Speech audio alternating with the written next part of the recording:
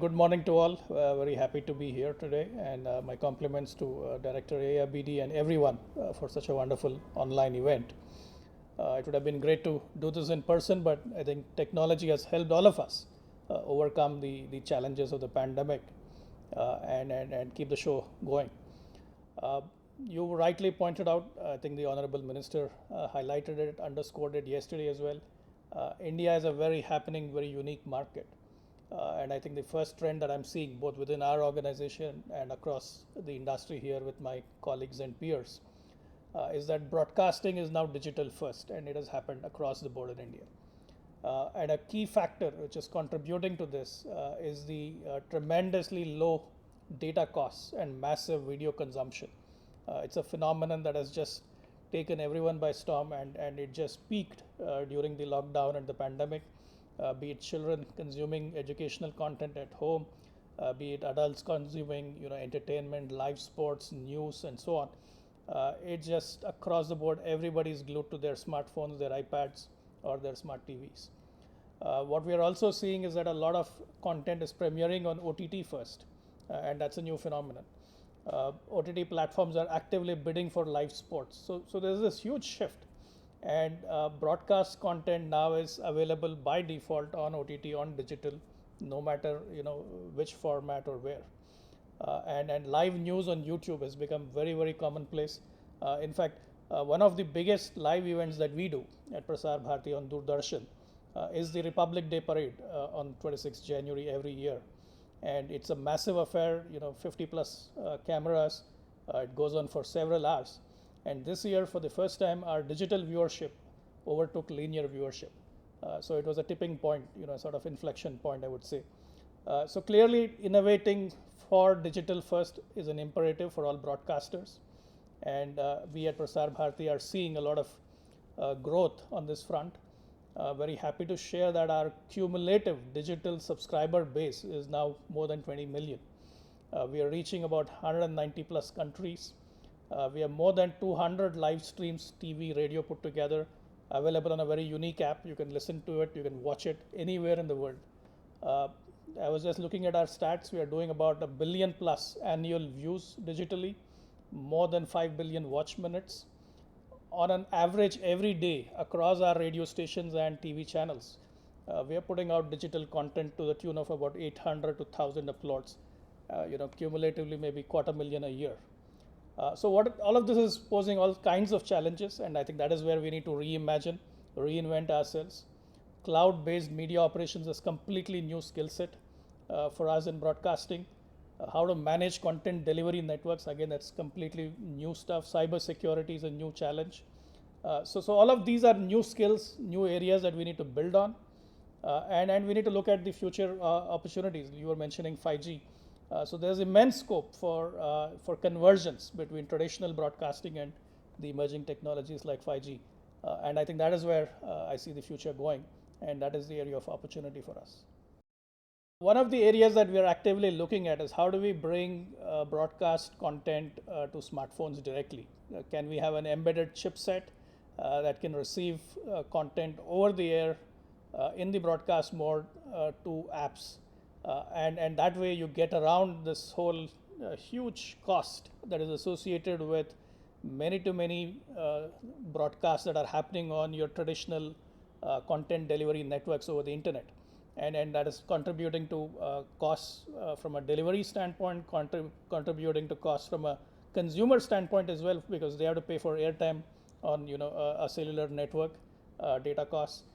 So all of that can potentially go away, and you can infinitely scale. Let's say you take a cricket match, which millions watch today, IPL finals, for example, this week. Now that is something on traditional internet is a huge load of video streaming that is going to every phone, every device, every tablet or smart TV. Now if you could potentially shift or offload all of that traffic over to the broadcast network, directly deliver it to these apps using the broadcast infrastructure, that's a huge saving right there. So we are looking at direct to mobile broadcasting.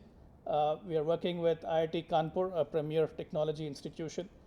The Honorable Prime Minister, Mr. Modi, has given a clarion call for what he calls Atmanirbhar Bharat, or self-reliant India, where we develop a lot of these technologies indigenously So this is an area of active innovation and R&D for us, working with IIT Kanpur, working with startups in India on how do we develop this technology to deliver broadcast content to smart devices, and then bring this within the family of 5G standards. So this can be available ubiquitously in other markets. I know South Korea is working on this. The United States, several broadcasters are working on this. So we're looking to further collaborate with the entire broadcast community on this front. The traditional media continues to be relevant. There was recently a study conducted by the Reuters Institute of Oxford University, where they looked at the most trusted media sources in India. And stunningly, AAR News and DD News were rated the highest in terms of trust. So clearly, the public broadcaster is the place to go to when you want authentic news and information, and that relevance is not going away. What needs to happen, however, is exactly the subject of your roundtable today. It has to be reimagined and made future ready. And I think that is what all of us are busy with, bringing in new skill sets, training the content creators to think digital or mobile first, like Raja put it, being able to acquire new skills so that you're able to do this at scale on cloud-based platforms, moving away from traditional ways in which media infrastructure was operated by the broadcasters. Clearly, content has to innovate as well, and content has to innovate on formats, like was mentioned earlier by several speakers, that you need to format content, make it mobile ready, mobile digital ready. So that is one kind of content innovation. The other kind is convergence that is happening across TV and radio. So we are looking increasingly at content that can go both on TV and radio. For example, when we did cricket commentary, we had cameras in the radio commentary booth, and then we had a live stream on digital as well, where you could not only listen to the commentators, you could also watch them. So that creates a different experience altogether. Similarly, during the Olympics, we had sign language interpretation to go along with both the radio commentary and the TV visuals. So that is another kind of convergence from a content standpoint.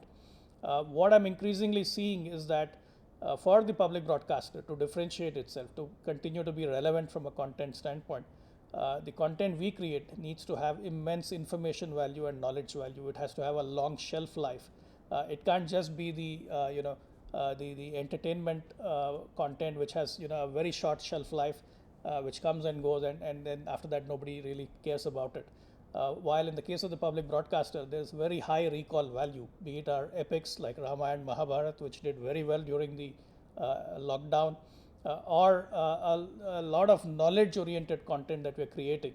And this is where we will have to continue to differentiate, create content which is of value, which brings families together, which imparts knowledge, which is high in its information quotient, and has a very long shelf life, so that digitally this content continues to be relevant, not just today, but 10, 20 years from now. The technology cycle is moving very fast, and I think broadcasters traditionally are slow to catch up with technology. You're always playing catch up. And I think that is one challenge, which means that your staff, your employees, their learnability needs to increase. They need to become far more nimble, adaptable to new technologies, learn new skills, and keep upgrading them every few years, both in terms of engineering as well as on the content side as well, because unless you know how to use these new tools, you will not be innovative in the content that you create. So that's one challenge.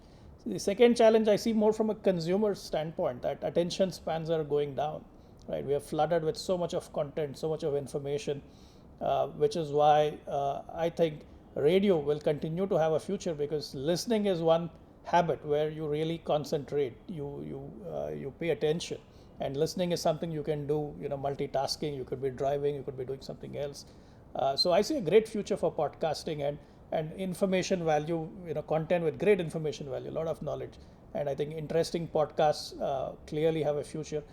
So these are two things that how do we hold the attention of the audience, and how do we continue to be up to date with the latest that is emerging in the technology space.